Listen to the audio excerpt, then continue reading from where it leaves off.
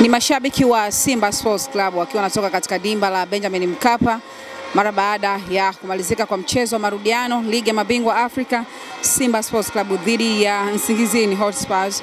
Na kama ambavyo unashuhudia hapo, mashabiki mbalimbali wanachama wa Simba, lakini wadau ambao walikuja kushuhudia mtanange huo, na mtanange huo umemalizika kwa kutoka suluhu, kwa maana hawajafungana. Lakini kwa upande wa Simba Sports Club, wao wameweza kufuzu hatua ya makundi baada ya kushinda goli 3-0 kule Eswatini ambako walikuwa ugenini. Lakini katika dimba la Benjamin Mkapa, Simba Sports Club leo wameshindwa kupata matokeo ya ushindi katika dimba la nyumbani. Lakini wanasimba, unaona hapa, wanatoka, kikubwa ni kuweza kufuzu, na tayari wamefuzu na zile goli 3-0 ambazo walishinda kule ugenini Eswatini. Unaona mashabiki wa Simba, wadau mbalimbali wa soka, wanachama wakiwa wanatoka mdogo mdogo, huku kila mmoja akiwa na mawazo ambayo yeye anaona yako sawa kwa upande wake. Kubwa ni kufuzu hatua ya makundi, mengine sasa utabaki nayo